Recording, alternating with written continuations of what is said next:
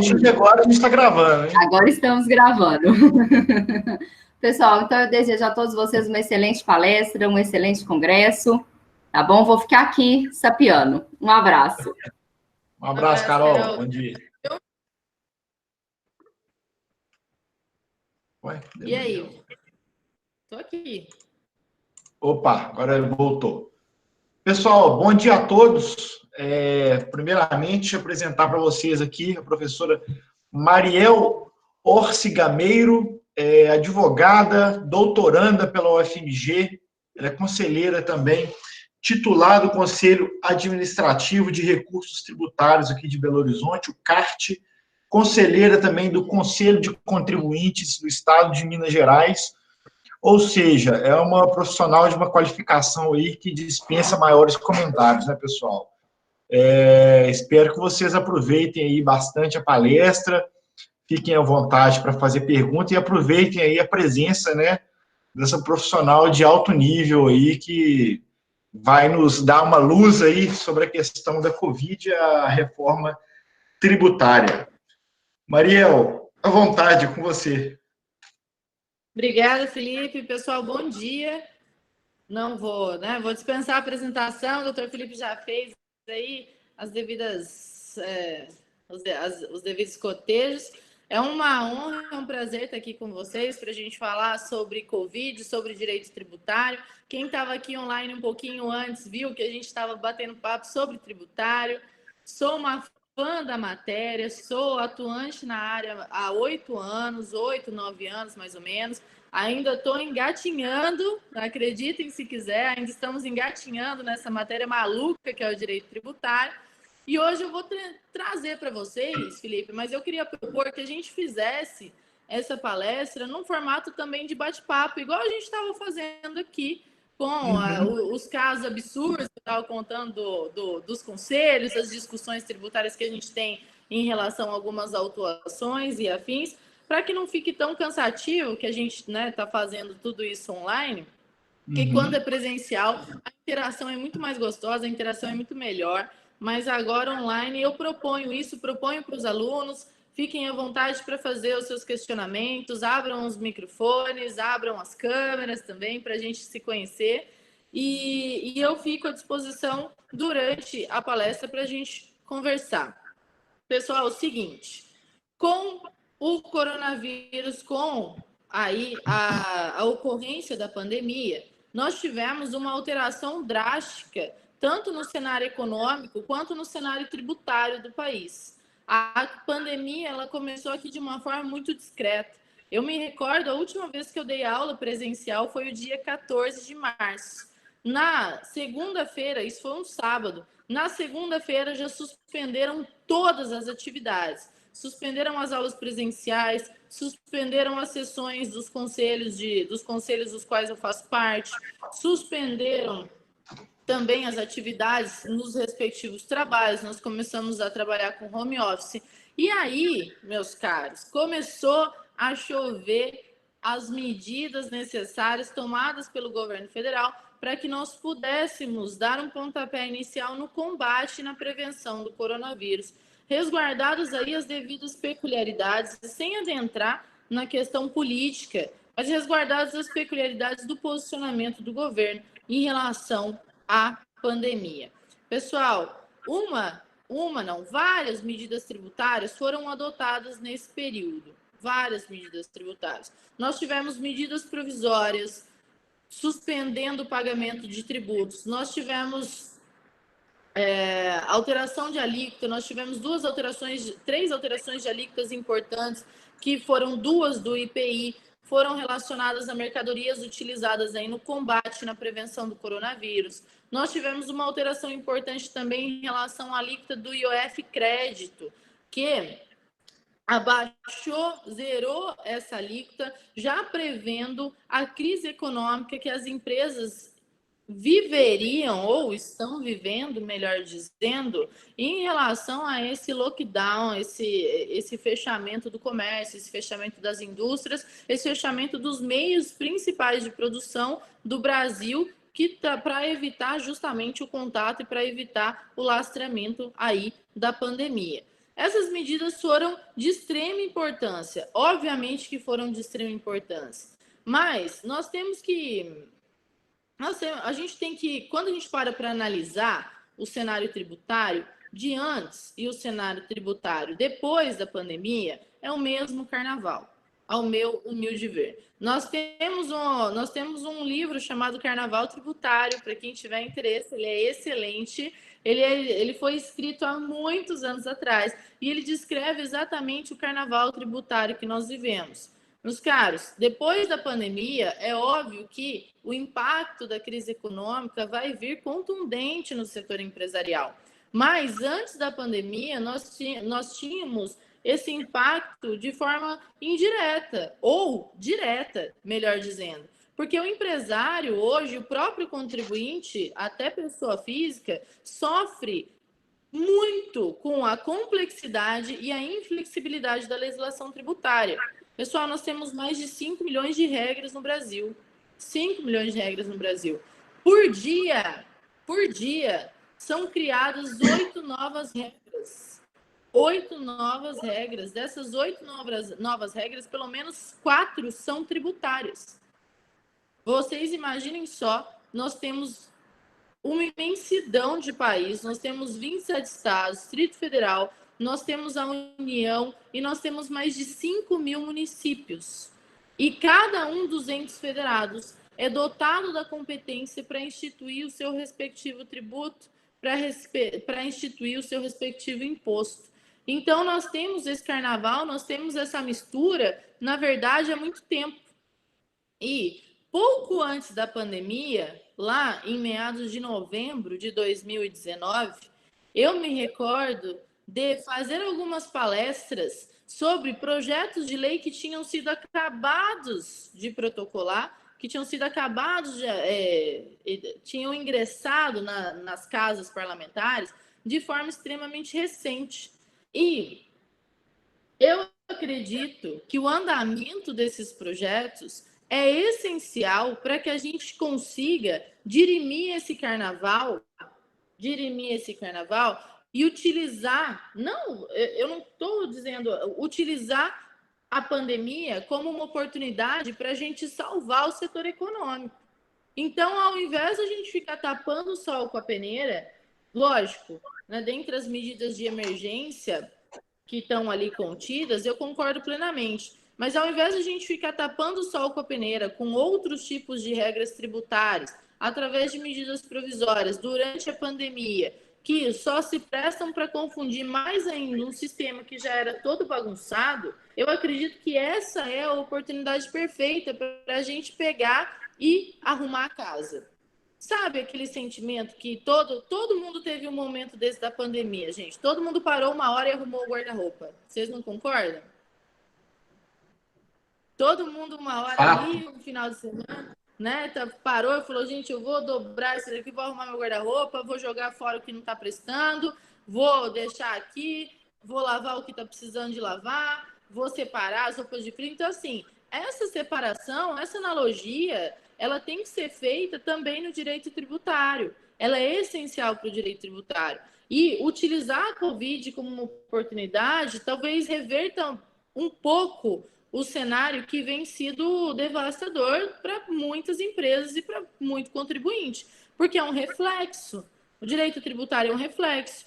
As empresas mandam embora, o contribuinte ele vai ficar desempregado, você tem que pagar os seus tributos e etc. e tal. Enfim, pessoal, traçando aí, eu acredito que é a oportunidade perfeita. E casando essa oportunidade com o imediatismo que a gente tem ali, a proximidade do acontecimento da pandemia, com esses novos projetos de lei, que eu vou falar aqui para vocês quais são, esses novos projetos de emenda constitucional, talvez nós consigamos aí desenvolver finalmente desenvolver uma reforma tributária. Gente, se eu falar para vocês, eu trabalho com o Dr. Flávio Couto Bernardes, ele é professor da UFMG, e nós estávamos conversando esses dias por aqui, e tem um livro escrito IVA, de 1997. 1997. Nós estamos discutindo reforma tributária há mais de 20 anos. há mais de 20 anos. Talvez essa seja essencialmente a oportunidade da gente colocar em prática aquilo que efetivamente vai trazer um resultado mais positivo para o país. Bom, essa é a minha primeira pontuação. Já era bagunçado antes, veio a pandemia, nós tivemos as medidas emergenciais para suprir exatamente o momento de crise econômica, financeira e de saúde pública e afins, mas a bagunça ela continua existindo, se não foi piorada por alguns projetos de lei. Não sei se o Felipe está acompanhando, nós tivemos até o fim do voto de qualidade do CARF nesse meio tempo. E foi uma bagunça, gente. Isso se chama contrabando legislativo, né? Eles enfiaram um jabuti tributário ali no meio de um projeto de lei e virou a vida de todo mundo do dia para a noite no meio de uma quarentena. Então, essa é a minha primeira parte. Diz respeito à existência desse carnaval antes, dessa bagunça antes, desse sistema tão complexo, dotado aí de um trifederalismo, dotado de um federalismo que só existe aqui no Brasil, enquanto, contrapartida, os outros países do mundo, gente, os outros países do mundo, eles estão discutindo tributário, não incompetência, porque aqui a gente está discutindo competência, que a gente está brigando, o Estado está brigando com o município, que está brigando com a União, para ver quem que vai ficar com o pedaço maior do bolo da arrecadação. No mundo, a gente está discutindo outras coisas. No mundo, a gente está discutindo tributação sobre novas tecnologias. Porque o sistema tributário deles já funciona de uma forma muito mais harmoniosa que o nosso. O nosso sistema tributário, senhores, é comparado com o sistema tributário do Haiti. É surreal, né? É surreal, é surreal. Eu falo, Maria, mas o sistema tributário do Haiti é ótimo. Não é. Não é, pessoal, não é. Se os advogados tributaristas daqui do Brasil são eminentes sofredores da matéria, eu tenho certeza que os advogados tributaristas do Haiti também são. E o movimento do mundo é de simplificação, desburocratização. Também existe um movimento no mundo para que, na verdade, já é consolidado isso lá fora, né? Aqui no Brasil, a gente tributa muito o consumo e tributa pouco a renda. Vocês acham que a gente tributa muito a renda porque vocês não têm capacidade de... a gente não tem punch, aquela capacidade de compra, por causa do tributo do consumo. Então, você vai comprar lá um supérfluo, algo que tem uma alíquota extremamente alta e que carrega o ônus do tributo no valor da mercadoria, você nem sabe o quanto que você está pagando de tributo. E aquilo ali vai comer, vai mastigar uma parte da tua capacidade, de modo que quando vier a tributação da renda, o pouco que sobrou vai parecer que foi quase integralmente levado ali para a tributação da renda. Quando, na verdade, no mundo o que acontece é o seguinte: a gente tributa pouco consumo, tributa-se pouco consumo e tributa-se muito a renda. Por que isso, pessoal? Quando você mora em Nova York, se você recebe uma remuneração mensal, a sua alíquota não é de 27,5%, porque aqui no Brasil essa tabela também é maior loucura, porque quem ganha 6 mil é tributado a 27,5% e quem ganha 30 mil também. Mas lá não em atualiza, Nova York, né, direito essa base de valores, né? A tabela progressiva. não, eu vou... Tabela progressiva, isso aí está completamente desatualizado. E aí, quando você mora em Nova York, você recebe uma remuneração, você tem 50% da tua renda tributada. 50% da tua renda tributada. E mesmo assim, você tem uma qualidade de vida absurdamente superior, que você vai no supermercado lá e você paga 50 cents, $1 e uma Coca-Cola grande. Aqui, eu estou comparativo com Coca-Cola porque é do dia a dia, gente. O que eu tento fazer com os meus alunos e com as pessoas é colocar o direito tributário na prática para que a gente consiga enxergar melhor os absurdos e os operacionais. Então, você vai lá, você compra uma Coca-Cola, uma tributação sobre consumo, de forma muito mais barata do que você compra aqui no Brasil. Você vai hoje no supermercado, uma Coca-Cola está R$8, quase que tem que vender um fígado para comprar a Coca-Cola, né?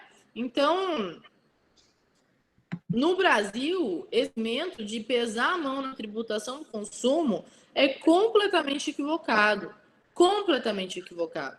E aí, a gente vê essa injustiça sendo de forma escancarada. Por que isso acontece muito na tributação do consumo? Porque eu, Mariel, que ganho R$1.000 como professora da PUC, contra vocês, alunos, que ganham R$10.000 nas respectivas remunerações e afins de estágio e trabalhos que vocês desenvolvem, nós temos que comprar, às vezes, as mesmas mercadorias. Eu que tenho uma capacidade contributiva de R$1.000, estou pagando a mesma carga tributária num consumo que você ganha R$10.000. Então, aquela mercadoria 300 vai ter um impacto muito maior no meu orçamento de 1.000 do que um impacto no orçamento de vocês de 10.000. E você pesa isso na tributação do consumo, quando a gente para pensar nos princípios constitucionais tributários que existem, eles são afrontados todos os dias, todos os momentos em que nós realizamos aí alguma operação do dia a dia que, obviamente, está marcada pelo direito tributário. Mas vamos lá, pessoal. Entrei aí na crítica da tributação do consumo, da tributação da renda. A minha crítica em relação à tributação da renda é óbvia. Primeiro que, para a gente pesar a mão na tributação da renda, a gente tem que superar essa parte do consumo, essa crítica do consumo que eu falei para vocês. E segundo que, para a gente superar essa parte da tributação da renda, a gente tem que atualizar a tabela de imposto de renda. Não faz sentido algum uma pessoa que ganha R$30.000 pagar uma alíquota de 27,5%, e uma pessoa que ganha R$6.000 pagar a mesma alíquota de 27,5%. Progressividade do tributo diz respeito exatamente à obediência da capacidade contributiva. E não só a complexidade, esse é o maior ataque que nós temos para implicar numa reforma tributária. Porque nós estamos vendo assiduamente, nós estamos perdendo assim pontualmente a capacidade, o punch de compra, o punch de sobrevivência. Não vocês que ganham R$10.000, né? Mas a gente, assim, no caso. Então, pessoal, feitas essas duas críticas essenciais e pontuado essa diferença entre a tributação da renda e a tributação do consumo, eu vou trazer aqui para vocês os dois projetos de emenda constitucional que nós estávamos discutindo no final do ano passado, para que nós tenhamos mais ou menos do que estava sendo trazido ao longo do que estava sendo trazido a título de proposta para que nós mudemos esse sistema tributário tão complexo. Na verdade, verdadeira, nós temos quatro propostas. Mas oficiais protocoladas, lá, projetos de emenda constitucional, nós temos duas. As propostas não oficiais, a primeira é do governo federal, apresentado pelo nosso querido ministro da Economia, o Paulo Guedes. Essa proposta, ela trazia uma reforma paulatina, ela trazia uma reforma em etapas.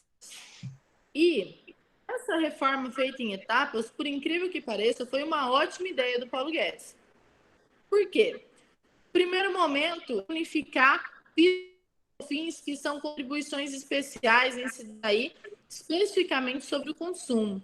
Gente, problema de crédito tributário que nós temos, mora tudo ali no PIS/COFINS, no ICMS e no ISS. Então, ele unificar essas duas contribuições ele ia simplificar a obrigação que diz respeito à tributação do consumo. Depois ele ia mexer na tributação da renda. Aí depois, por fim, ele ia ver se ia mexer na tributação do consumo relativa à competência dos estados e do município. E, por fim, ele ia verificar os restantes das contribuições, que são contribuições do Sistema S, salvação, contribuições, as nossas famosas CIDs, que tem aí o produto da arrecadação afetado, que tem uma destinação afetada. Outra proposta não oficial foi uma proposta apresentada pelos governadores, mas não vale nem a pena adentrar muito nela, porque ela é muito parecida com uma das propostas oficiais. Então, nós já vamos começar a falar da primeira emenda constitucional, que é a proposta de emenda constitucional 45 de 2019. Ela é oriunda da Câmara dos Deputados, foi protocolada por um deputado federal, lá do estado de São Paulo, chamado Baleia Rossi. O Baleia Rossi, ele se, inclusive, com caríssimos colegas lá de São Paulo. Gente, vocês já devem ter percebido que eu falo percebido. Então, eu sou lá do estado de São Paulo, eu vou puxar uma sardinha para lá, embora o pão de queijo daqui de Minas Gerais seja maravilhoso e lá em São Paulo seja intragável, tá? Mas essa proposta de emenda constitucional, ela veio do estudo de caros colegas, como Eurico de Santi, Alina Santin e outros afins que fazem parte do CECIF, que é o Centro de Cidadania Fiscal. Pessoal, ela vem trazendo de forma bem pontual, unificação dos tributos sobre o consumo. Basicamente, a criação de um IVA. Só que é a criação de um IVA sem exceções, sem a possibilidade de benefícios fiscais e afins, de modo que você unifique a tributação do consumo federal e que você, nessa arrecadação, faça o respectivo repasse para o Estado e para o município. E não fala de tributação da renda. A proposta de emenda constitucional 45 de 2019, ela trata só dos tributos incidentes sobre o consumo, PIS, COFINS, IPI, ICMS e ISS. É a nossa primeira proposta de reforma tributária. Mariel, você acha essa proposta boa? Quais são as suas críticas em relação a essa proposta? O que eu acredito que essa proposta pode trazer de bom para nós? Simplificação, unificação. Né? Nós temos aí a maior complexidade do sistema tributário residente na tributação do consumo, seja por conta da não cumulatividade, seja por conta do problema das guerras fiscais que são avassaladoras. A gente estava conversando, né, Felipe? A gente estava conversando sobre o recolhimento do ISS em 2 municípios. Se você quiser contar para a gente. Exatamente, até contar para o pessoal aqui. Primeiro, só voltando um pouquinho, Maria, muito interessante o que você falou sobre essa questão do consumo ser muito mais tributado do que as riquezas, né, do que o acúmulo de riqueza aqui no Brasil. Eu estava lendo ontem uma notícia, agora eu não lembro se foi no Valor, se foi num outro site, teve um estudo da FGV, não sei se foi de São Paulo, que desses R$600 de auxílio emergencial que o pessoal está ganhando, aproximadamente 49% voltam para o Estado, tão somente em razão da tributação incidente sobre o consumo.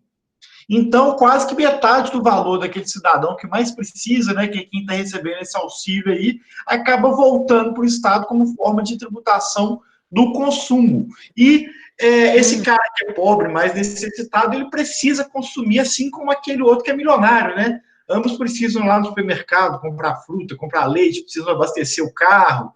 E, no final das contas, aquele que o mais rico, né, que tem a tributação da renda ali mais branda, mais falha, né, ele acaba se beneficiando, né, porque ele tem muito mais renda que o pobre, mas os dois consomem de forma parecida, e aquele que é mais pobre acaba arcando com um ônus tributário muito maior na medida em que a tributação está concentrada no consumo, né?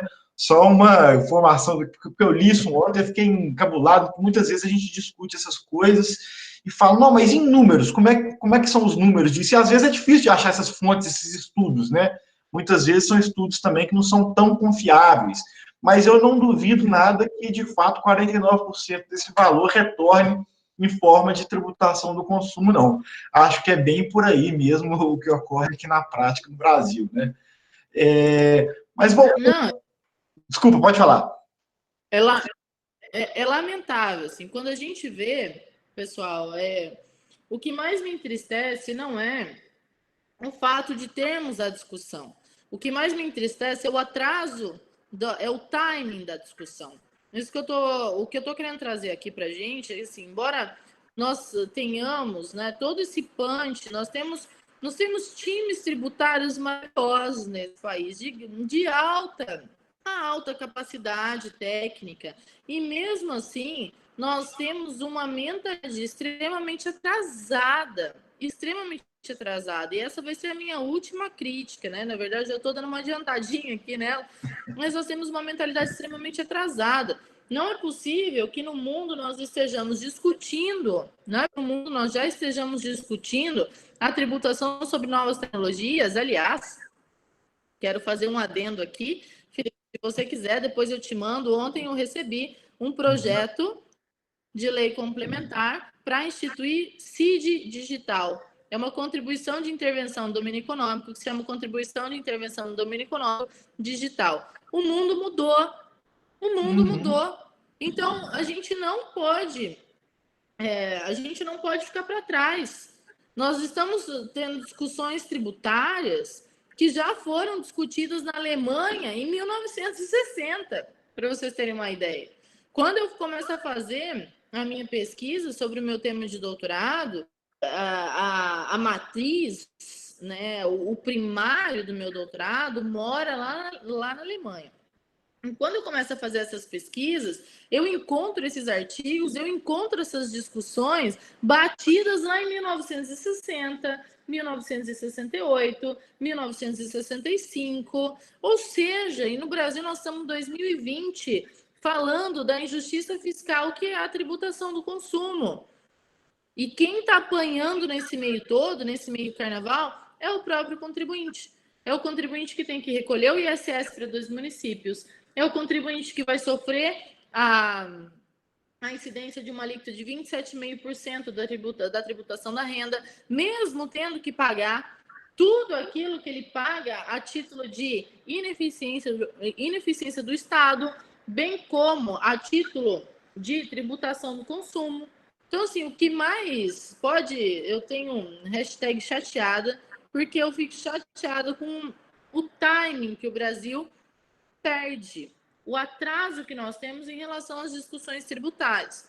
No mundo, nós estamos discutindo outro tipo de coisa. E quando a discussão do mundo chega aqui no Brasil, assim, olá, Brasil, vocês não vão participar aqui do nosso fórum da OCDE para que nós tenhamos a possibilidade de discutir a tributação sobre novas tecnologias que foi instituída na França ou que foi instituída na Itália antes da pandemia, né, gente? Ou que foi instituída na Itália. Como é que, porque o Macron voltou atrás, a instituição da tributação sobre novas tecnologias, porque precisava ser discutida. E aí o Brasil fala assim, não, porque aqui a gente está vendo primeiro como é que a gente vai reformar o sistema tributário, para depois a gente colocar uma tributação sobre novas tecnologias. Vocês imaginaram, meus casos, quando eu estou dando aula de tributação do consumo na pós, ou sobre tributação de novas tecnologias, sei lá, que pós que eu dou, enfim, das novas tecnologias, quando a gente pensa nos novos aplicativos, no RAP, né? Aqui em Belo Horizonte eu não vou mais no supermercado, eu só peço um RAP. Peço um RAP, o cara vai lá, faz a compra para mim, um atendente. Ele me manda mensagem perguntando se eu quero trocar de amaciante. Ele me manda mensagem, limão fulano acabou, se eu não quero limão ciclano. E a compra chega prontinha na minha... Temos aí o quê? E seu ICMS? O que você acha, Felipe? Opa, falhou aqui, fala de novo, Mariel. nós temos aí, nessa operação, ICMS ou ISS? O RAP é prestação de serviço? Na prestação de serviço, tem o ISS, no consumo, o ICMS, né? Você tem os dois. Exato. E aí, nessa operação mista, o Estado e o município, eles ficam brigando para ver quem morde a maior base de cálculo para arrecadar mais. Então, ao invés de a gente tratar como uma operação, etc e tal, não. O Estado vai lá e fala assim, gente, essa nova tecnologia é puramente um produto vendido. E o RAP fala assim, não, é uma prestação de serviço, o município vai querer falar que é uma prestação de serviço. Sim. Então, aí no Brasil, quando o Brasil senta na mesa da OCDE, que está lá discutindo a tributação de novas tecnologias de uma forma boa, e o Brasil fala assim, não, eu tenho um problema lá de competência e de reforma tributária, não consigo nem demonstrar mais o meu desapontamento com esse tipo de discussão. Então, acho que mais que demorou para a gente fazer essa reforma. Mas desculpa, Felipe, eu te cortei, você ia contar do caso do negócio do ISS, né? Não, até, pessoal, para vocês entenderem o nível, né, de complexidade de guerra fiscal que a gente vive aqui no país, né? Até nós, advogados, sofremos com isso, né? A gente atua aqui no escritório muito com direito tributário, a gente fez um parecer tributário para uma empresa localizada no Rio de Janeiro. E aí, o nosso escritório está no Simples Nacional, a gente recolhe, né, a nossa tributação sobre o faturamento ali, todo final de mês, né, já tudo numa guia única, né, como ocorre com todos os contribuintes aí que são optantes pelo Simples Nacional. E aí, de repente, o cliente apareceu, a contabilidade, o cliente perguntando se a gente teria como devolver X reais que a gente tinha recebido do parecer mês passado, porque eles supostamente deveriam ter retido um valor de ISS para o Rio de Janeiro. Ocorre que o meu escritório é localizado em Belo Horizonte, o serviço foi prestado em Belo Horizonte.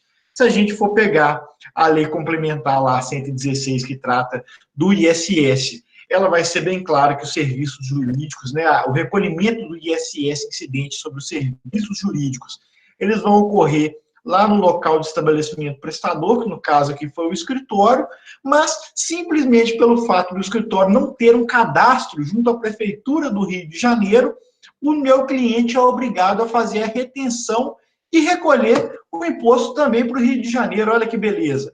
Aí, na prática, sob a alcunha, né, sob o pretexto aí de cumprimento de uma obrigação acessória, eles acabam trazendo uma obrigação aí de você pagar o ISS tanto no município de Belo Horizonte quanto no Rio de Janeiro. Por óbvio que isso não pode, por ser bitributação, mas por incrível que pareça, né, por mais absurdo que seja, nós temos um recurso lá no Supremo Tribunal Federal aguardando julgamento, um RE, cuja repercussão geral já foi reconhecida. A gente está aguardando julgamento desse recurso aí desde 2017. Então, uma questão tão básica, eu acho que afronta de forma tão veemente a Constituição, né, uma nítida bitributação sob a alcunha aí de uma obrigação acessória, você tem que chegar no Supremo Tribunal Federal e ficar anos e anos discutindo, o que na prática nada mais é do que a guerra fiscal, né? O que o Rio de Janeiro está fazendo nesse caso? Na dúvida, vocês pagam aqui também e depois vocês se viram, né? É isso que eles fazem na prática. E isso não é só o Rio de Janeiro, né, pessoal? Isso aí em todos os municípios, estados também, quando o assunto é ICMS, a gente acaba se deparando com esse tipo de absurdo diariamente. Como a Mariel bem falou aqui, né, até falando do livro do professor Alfredo Augusto Becker, é um carnaval tributário. Esse é o cenário que a gente vive aqui no Brasil.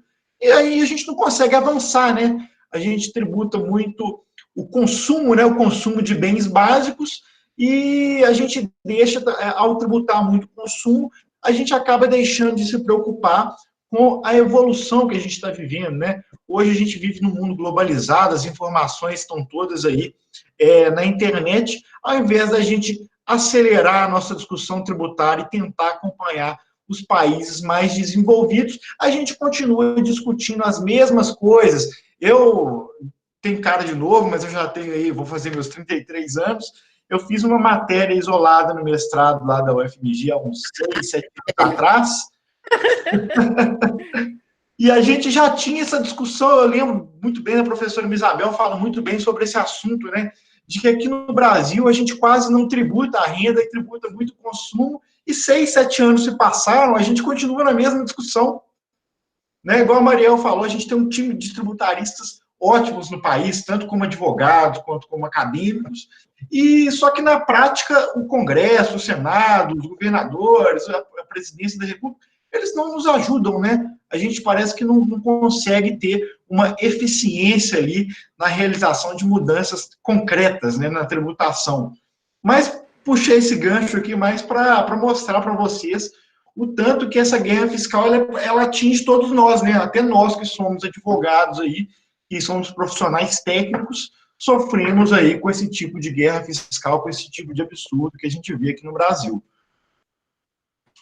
Eu posso, Felipe, né? Se a gente for queimar, assim, todas, né? Eu pedi para esse exemplo que a gente estava antes, mas quem estava lá um pouquinho antes, gente, eu estava contando de alguns casos que são julgados em relação à guerra fiscal de ICMS no Conselho de Contribuintes do Estado de Minas Gerais. E são casos que me deixam um pouco, até um pouco não, né? Me deixam bem brava, me tiram um pouquinho do sério, poucas as coisas me tiram do sério nessa vida, mas essa discussão tributária, são discussões tributárias que são vazias, né? Quando a gente vai discutir a não cumulatividade de um ICMS, lá no Conselho de Contribuintes, um dia eu tive que estudar o que era mandril, e esse dia me marcou muito, porque eu acordei meio pistola esse dia, e eu fui para a sessão do Conselho de Contribuintes já sabendo o que era mandril. Aposto que vocês não sabem o que é mandril. Sabe o que é mandril, Felipe? Não sei, confesso que não. Então, mandril, gente, é uma peça utilizada, né, no processo de industrialização do aço. É como se fosse o apoio da peça que faz a chapa do aço. Mas é um pedaço, assim, é o apoio da peça que faz a chapa do aço. Mariel, você é engenheira? Não sou engenheira. Mas eu tive que estudar o que é mandril para saber se o mandril, o crédito de CMS ali em relação àquele pedaço, aquele meio utilizado para a produção, se o contribuinte ele tinha direito àquele crédito ou não de CMS. Mesmo que a não cumulatividade, Felipe, mesmo que a gente tenha um crédito financeiro estabelecido aí na Constituição Federal. Uhum. Então, esse negócio de discussão e o que me deixa pistola não é a gente tem que discutir o tributário, a gente tem que elaborar, a gente tem que lapidar, isso aqui vai virar um diamante maravilhoso. Não, é a gente perder tempo com essas pequenas discussões. É você perder tempo numa mesa com profissionais de alto gabarito para discutir o que é mandril. E se a gente pode se utilizar ou não do crédito de acordo com o conceito do que é mandril.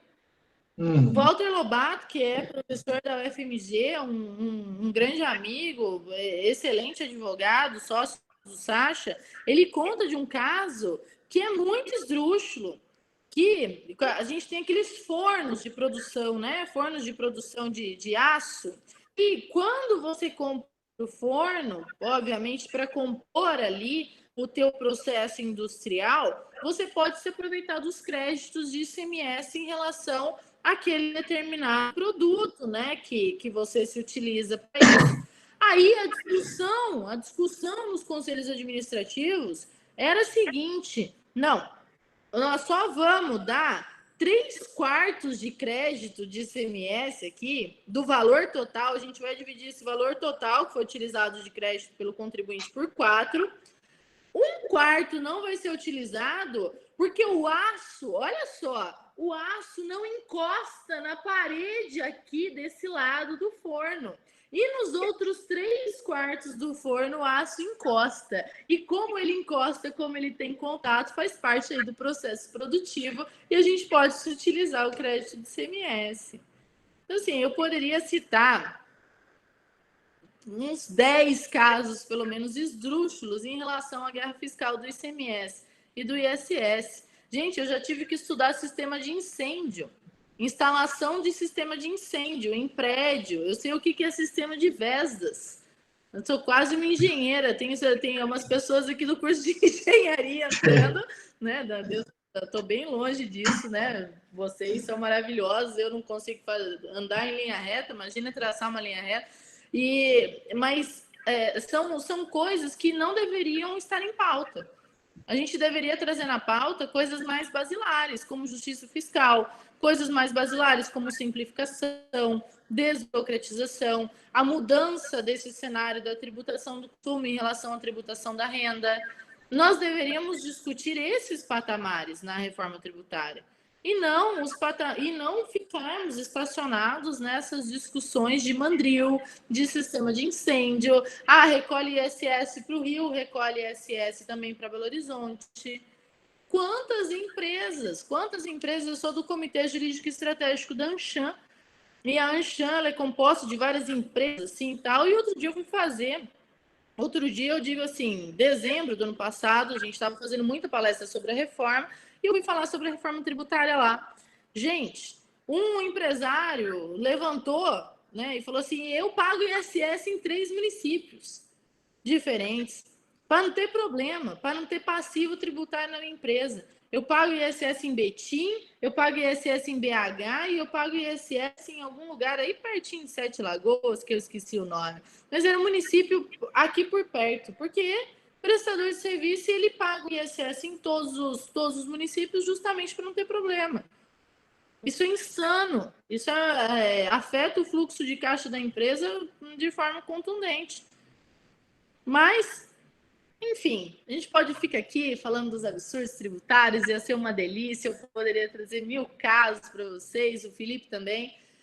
Mas vamos passar para o segundo projeto de lei oficial, o segundo projeto de emenda constitucional oficial. O primeiro que eu falei é o projeto de emenda constitucional 45 de 2019 e o segundo é o projeto de emenda constitucional 110 de 2019. Pessoal, o projeto de emenda constitucional 110 de 2019, ele oriunda do Senado Federal. Davi Alcolumbre, que é o presidente, junto com outros senadores, também quis apresentar uma proposta de reforma tributária, porque já tinha sido apresentada ali pela Câmara dos Deputados, pelo Baleia Rossi. Aí os senadores falaram, precisa apresentar uma proposta que também tratar desse tema, agora vai engatar e a gente vai conseguir discutir isso aí. Aí, o Luiz Carlos Rauli, que é deputado federal, não sei se vocês o conhecem, o Luiz Carlos Rauli é um deputado federal que encabeçou o Simples Nacional no Brasil em 2006. Ele que fez o projeto, ele que tocou toda a aprovação do projeto de lei, e a lei do Simples Nacional, a gente apelida de Simples Nacional, porque na verdade é uma lei, né, de tratamento diferenciado das microempresas e empresas de pequeno porte, que contém ali como uma forma de favorecimento o regime do Simples Nacional. Mas a gente apelida de lei do Simples Nacional, foi encabeçado pelo deputado Luiz Carlos Rauli. E o Luiz Carlos Rauli ele já tinha apresentado uma proposta de reforma tributária. Se eu não me engano, o número dela, se não me falhar a memória, é 293 de 2004. 2004. E aí, os senadores pegaram o conteúdo dessa proposta do Luiz Carlos Rauli, colocaram num novo projeto, apresentaram, e esse é o projeto de emenda constitucional 110 de 2019, com pequenas minúcias, pequenas alterações. Mas, basicamente, o Rauli também só trata da tributação do consumo. O Rauli ele vai unificar, ele vai trazer um IVA federal, mas ele vai manter algumas exceções, como salário-educação e outras figuras tributárias. Então, a proposta do Rauli, embora ela também traga essa simplificação e essa unificação dos tributos sobre o consumo, ela carrega algumas exceções em relação a combustíveis, em relação ao salário-educação, em relação a bens que são considerados... não são supérfluos, né? A gente tem 3 categorias, os essenciais, os supérfluos e aqueles que fazem mal, que eu esqueci ai, meu Deus do céu, esqueci a palavra que é utilizada nesse momento, mas cigarro, bebida, muito açúcar, etc e tal, e ele traz essa exceção dentro do próprio projeto de emenda constitucional. Enfim, As propostas, elas são dotadas de boas características, mas não como um todo. Não como um todo. As propostas, elas merecem uma ampla discussão e elas merecem que elas sejam pautadas em conjunto com outros projetos de lei ou outros projetos de emenda constitucional que mudem também o outro cenário. Então, nós temos as duas propostas de reforma tributária, que é a 105 e a 110, uma da Câmara, uma do Senado Federal. Ambas tratam sobre a unificação e simplificação da tributação, resguardadas aí as devidas peculiaridades de cada uma, mas nenhuma trata de tributação da renda. Nenhuma trata de outros tributos, taxas e afins, outros tipos de contribuição. Então, nós temos que pegar esse cenário todo, trazer essas duas propostas a lume, trazer essas duas propostas para discussão e complementar essas duas propostas, de modo que essas propostas elas abarquem o sistema tributário como um todo. Obviamente, o maior problema do Brasil hoje mora na tributação do consumo, mas, contudo, entretanto, não adianta você ajeitar aqui e deixar desajeitado do outro lado.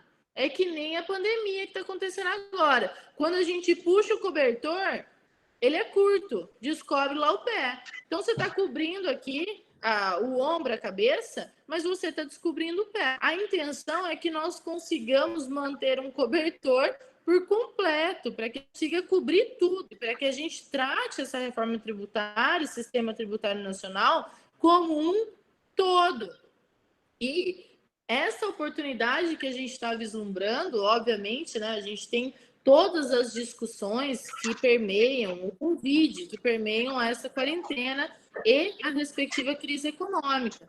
Mas eu acredito que, com a incidência efetiva e grave da crise econômica que nós vamos ter, talvez conversar sobre uma reforma tributária para que a gente consiga um cenário de recuperação mais rápido, com a proposta de um cenário de recuperação muito mais rápido, se a gente tiver um sistema tributário menos caótico, que coincida, que case com a fluência da economia do país, aí talvez nós tenhamos algum tipo de esperança. Nossa, hoje eu estou falando mal do sistema tributário, hein, Felipe? Hoje eu estou...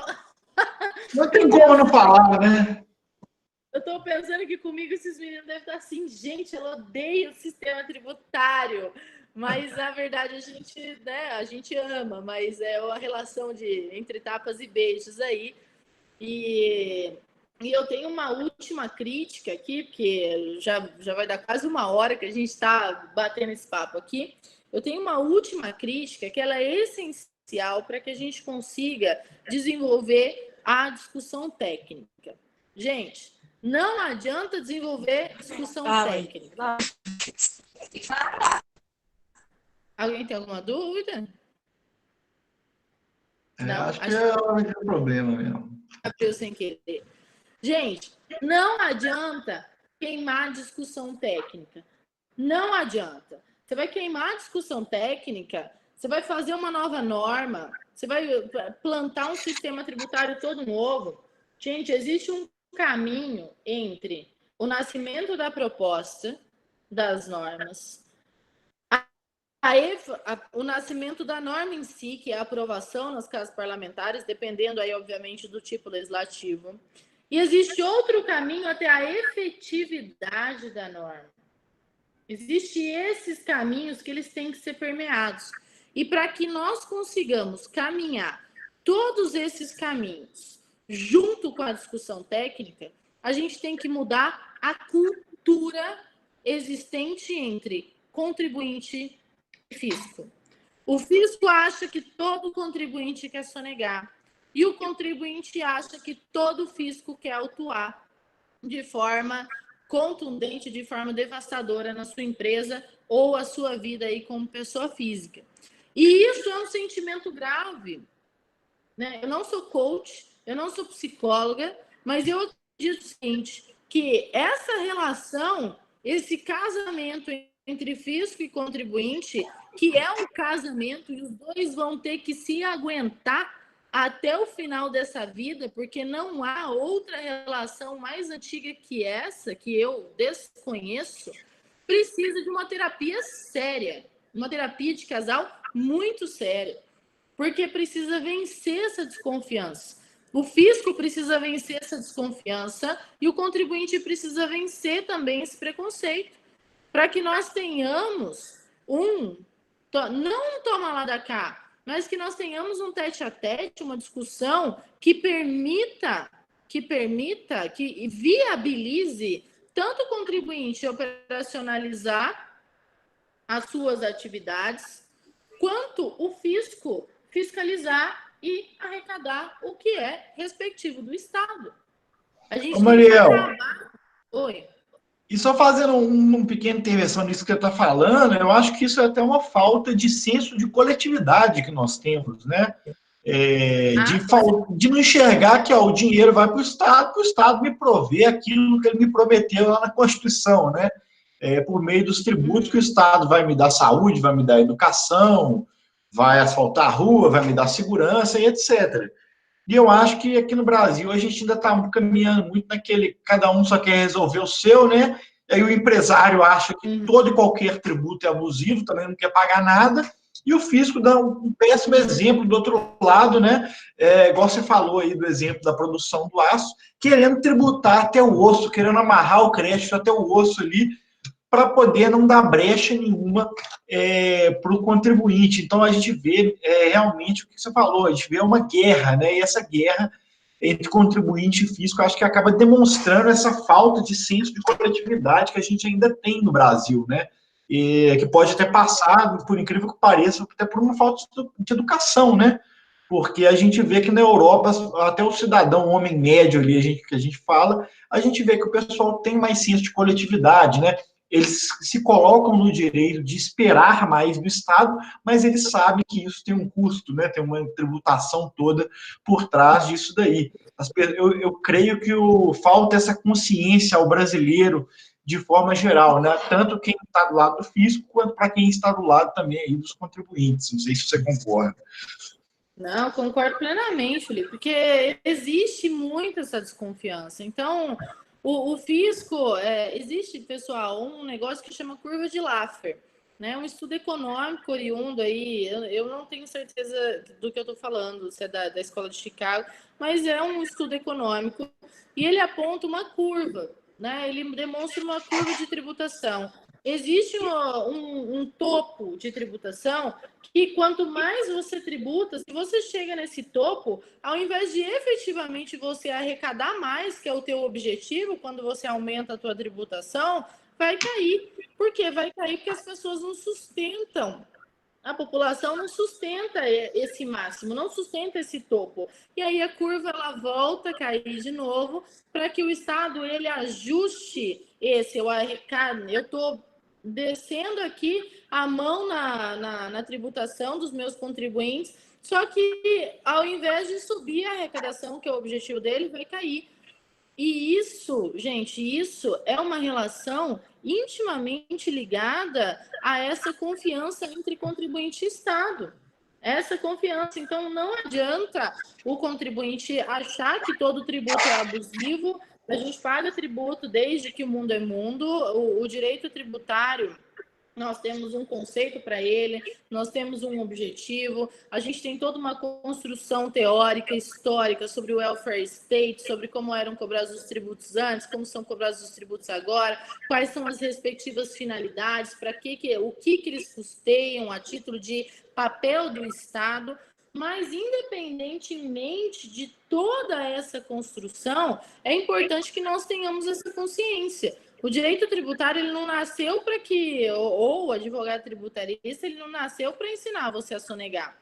Muito pelo contrário, eu dou aula de planejamento tributário e eu dou aula de planejamento tributário para diferentes turmas, tanto turmas de gestão fiscal quanto turmas de advogados. E quando a gente fala de planejamento tributário, né, teve um aluno que me marcou muito, ele falou assim, hoje nós vamos aprender a sonegar. Eu falei, não, senhor, você não vai aprender a sonegar. Você vai aprender a operacionalizar a sua empresa de uma forma mais inteligente, de uma forma mais econômica. É a analogia da sua vida, né? Às vezes a gente tem ali um mês que a gente gasta mais, que a gente gasta menos, e como é que a gente faz para gastar menos quando a gente quer? A gente planeja. E esses movimentos não podem ser, eles não podem ser, não pode ter a visibilidade pelo fisco de uma evidente sonegação. Existe uma linha tênue, bem fina e bem distante, bem difícil de ver entre a vontade do contribuinte de pagar menos tributo, mas pagar o que é devido de forma legal, de forma bacana, e aqueles que são sonegadores. Sem excluir, pessoal, obviamente, dessa conversa, aqueles que efetivamente sonegam, que sonegam de propósito, porque isso aí é visível, né? A gente tem alguns empresários que vendem sem nota, assim, a rodo, e à luz do dia. Então, realmente, não ajuda nessa construção, nessa terapia entre contribuinte e fisco que a gente deveria ter. Então, eu tenho todos esses pontos para trazer. Em resumo, os pontos que foram trazidos, a gente tem, no primeiro momento, a crise Mariel, do carnaval tributário. Oi? Só antes de você entrar nos pontos, uma aluna aqui, a Maria Carolina Brandão, pediu só para você explicar de novo a questão da curva, que você estava explicando que quando a tributação ela chega num nível que a arrecadação até começa a cair, porque parece que ela teve um probleminha lá. Ah, tá. Essa curva ela chama curva de Laffer. É um estudo econômico que foi feito para avaliar o quanto mais você sobe a tributação, o Estado ele fala assim, eu preciso arrecadar mais. Como é que o Estado arrecada mais? Ele sobe a tributação. A forma, e Estado aqui, gente, eu estou falando do Estado como um todo, como função Estado, não União, Estados e Municípios, tá? Aí o Estado ele vai falar assim, gente, eu vou subir a tributação aqui. Então, começa a fazer uma curva progressiva. Ela vai subindo, ela vai subindo. Só chega num topo, que é um máximo, que é um determinado ponto da tributação, que ao invés do Estado atingir o objetivo dele, que é arrecadar mais, ele gera uma controvérsia, ele gera um sentido contrário na população e a arrecadação ela começa a cair. Então, ao invés de ele chegar nesse máximo aqui, aí ele vai caindo de novo para chegar na tributa, para chegar na arrecadação que ele quer. Essa curva de Laffer, ela demonstra que não adianta, é muito parecido, não é parecido, mas assim, não adianta imprimir dinheiro, entendeu? Da mesma forma, não adianta você tributar sem média. Porque se você tributar sem rédea, você vai subir aqui nesse topo e a tua arrecadação, ao invés de chegar no objetivo de fato, a tua arrecadação vai começar a cair e o Estado ele não vai conseguir a finalidade que ele tanto almejou, tá? Gente, isso é muito parecido, eu brinco muito. Eu não sei se tem algum professor de constitucional aqui, eu não sei se tem algum constitucionalista aqui, mas eu afirmo sem dó e nem piedade, direito constitucional nasceu do direito tributário. Não sei se vocês conhecem a história do nosso querido João Sem Terra. João Sem Terra, muito tributava tudo do mundo e o quanto que ele queria a contento da própria vontade. Não se pode tributar tudo do mundo e o quanto que se quer a contento da própria vontade. Foi aí que nasceu a nossa primeira Carta Magna. A expressão Carta Magna nasceu dessa história. A Carta Magna, ela dava o freio para o João. Ele falava, João, aqui, o povo não aguenta pagar isso tudo aí. Você tem que ver aí o quanto que você vai tributar, quem que você vai tributar, o que você vai tributar, nascendo aí um pouquinho de regra matriz de incidência tributária, e aí nasce o direito constitucional estipulado numa Carta Magna. É uma brincadeira, tá? Não é para os constitucionalistas aqui me matarem, mas, enfim, o que eu quero demonstrar com a história do João Sem Terra, a gente não pode deixar a contento essa história do direito tributário. A gente tem que amarrar, a gente tem que discutir, a gente tem que aprofundar, e nós temos bons técnicos para isso, nós temos um sistema tributário complexo que pode ser muito bom. A gente pode mudar isso, a gente pode pegar esses projetos de lei que estão, obviamente, parados agora nesse momento de pandemia, para elaborar e para que nós consigamos trazer aí à baila os pontos que precisam ser discutidos e aproveitar o momento da pandemia para que nós tenhamos esse objetivo de recuperação econômica um pouco mais rápida. Além disso, né, eu queria fazer um resumo dos pontos, mas eu acredito que, né, no primeiro momento a gente conversou aí sobre esse carnaval tributário existente antes mesmo da pandemia, como é que está sendo esse momento da pandemia em relação às medidas tributárias. Depois nós conversamos da crítica em relação à tributação da renda e à tributação do consumo, a diferença que é no Brasil e em outros países. Depois a gente conversou um pouquinho de guerra fiscal. Depois a gente conversou um pouquinho sobre complexidade. Apresentei aqui para vocês os 2 projetos de emenda constitucional de forma bem básica e de forma bem superficial, porque se a gente fosse tratar deles de forma minuciosa, teria que ter um pouquinho mais de tempo. E, finalmente, a crítica em relação à desconfiança, né? Essa questão cultural que é plantada entre fisco e entre contribuinte, e a história do João Sem Terra, para que nós fechemos aí com chave de ouro toda essa falazada tributária que a gente arrumou hoje, Felipe. Bom, pessoal, essa é a minha fala. Eu fico à disposição de vocês. Quem quiser me adicionar no Instagram, às vezes eu posto alguns conteúdos lá, às vezes eu posto a foto do meu cachorro, ele é uma mistura. Vocês fiquem à vontade para me procurar também no LinkedIn, eu estou à disposição. As dúvidas podem ser, não sei se vocês enviam para o Felipe, para a Carol, mas vocês podem me enviar também. Não sei se eu falo meu e-mail, se eu falo meu Instagram, não sei me comportar, Felipe. Como é que faz? Se eu mando mensagem aqui no chat e fica gravado? Ué, Mariel, do jeito que você preferir, mas pode mandar mensagem no chat também, se quiser compartilhar seu Instagram, o seu e-mail, ou os dois. O pessoal vê aqui. Tá, eu vou escrever aqui, eu não tô enxergando muito bem, mas eu vou escrever. Peraí. Não, pera, tô escrevendo errado. O Instagram começa com @, né? Ai, gente, tecnologia e eu não vai. Nós do direito, a gente tem uma dificuldade a mais com a tecnologia, eu acho. Viu? Se eu contar para você que eu comprei um computador novo e ele ficou no mudo, assim, eu não consegui escutar as coisas. E eu deixei ele um mês, eu não sabia mudar. Aí eu tive que pesquisar exaustivamente no Google para descobrir como é que eu tirava esse computador novo do mudo. Foi um trauma, realmente. Mas, senhores, é isso. Eu espero que tenha sido proveitosa essa palestra para todos vocês. Eu agradeço a presença, tem bastante gente online, estou feliz com isso. E fico à disposição para as dúvidas e agradeço a Unifem também pelo convite, professora Carol, professor Felipe. Fica a cada um aí de vocês. Me visitem aqui em Belo Horizonte, numa sessão do Conselho do Estado, ou numa sessão do Conselho do Município, ou numa aula minha lá da graduação da PUC, ou da pós-graduação da PUC. Eu vou ficar muito feliz, muito contente em recebê-los aqui, tá bom? Maravilha, Mariel. Ótima palestra, muito alto nível, a fluidez excelente, o tema muito pertinente, né?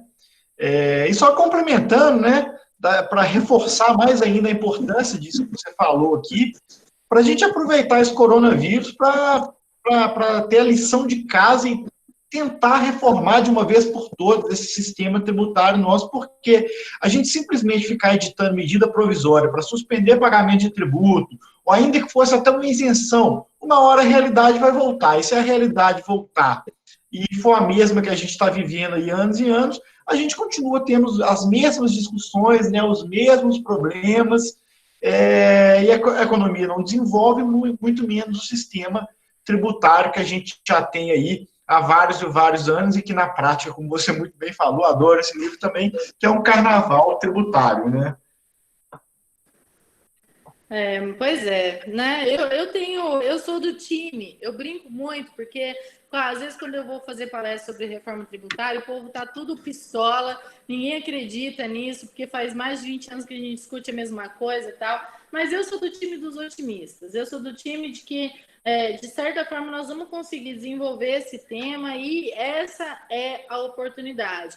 por mais que nós tenhamos, assim, plena consciência, óbvio, né, da dificuldade que nós vivemos. Está todo mundo aí de quarentena, talvez ninguém aguente mais ficar em casa, está complicado, o psicológico tá muito pesado, a questão da instabilidade, da crise econômica acaba afetando a gente aí nessa seara da vida mesmo, mas eu espero que o Corona ele venha não só para ensinar e para dar oportunidade de direito tributário. Eu espero que ele venha também para ensinar muita coisa. Eu tenho aprendido muita coisa em relação à resiliência. A gente estava conversando aqui um pouquinho antes de entrar. Nós tivemos um professor, a gente teve que se virar para começar a dar online. Eu montei um estúdio, mini estúdio na minha casa, comprei um ring light, né, para tirar fotos e para aparecer no vídeo que nem blogueiras, eu não saber. E está sendo uma mudança muito grande de paradigma, acho que para todo mundo, no que diz respeito ao funcionamento da vida, ao funcionamento do profissionalismo, ao funcionamento de todo o sistema tributário, todo o sistema trabalhista. E a gente...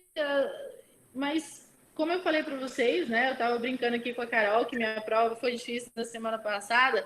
A vida é assim, gente. A gente vai ajeitando conforme o caminhão vai andando e a gente vai acertando as abóboras ali dentro, obviamente, de toda a reserva de grandes pensamentos, de desenvolvimento de grandes temas como a reforma tributária. É isso, Felipe. Acho que, né, podia ficar aqui falando de tributário umas 5 horas, mas eu acho que o pessoal não vai gostar muito. Não, excelente, mais do que excelente. Muito esclarecedora a palestra. Pessoal, então, estão aqui no chat os contatos aqui da professora Mariel. Quem quiser adiciona no Instagram, né? Tem o e-mail dela também. Às vezes vocês vão assistir isso aqui depois de ficar com alguma outra dúvida, fiquem à vontade aí para fazer perguntas também, estou à disposição, a professora Carol também, nossa coordenadora, e agradecer a presença de todo mundo, e principalmente a professora Mariel aí, que nos brindou com uma ótima palestra aí, voltada para um assunto tão pertinente, né, e que a gente tem visto ganhando força cada vez dia mais, que é a reforma tributária. Beleza? Obrigado, viu, pessoal? Estão liberados. Mariel. É só sair desse negócio. Aí se você quiser sair, é só apertar aqui o negócio, a chamada vermelha, tipo do celular, embaixo. Clica na tela e vai aparecer. Analfabetos tecnológicos. Então tá bom, pessoal. Obrigado, um beijo para todos vocês. Obrigada, Felipe. Tchau, tchau. Obrigado, Mariel. Bom dia, boa semana. Tchau, tchau. Tchau, tchau.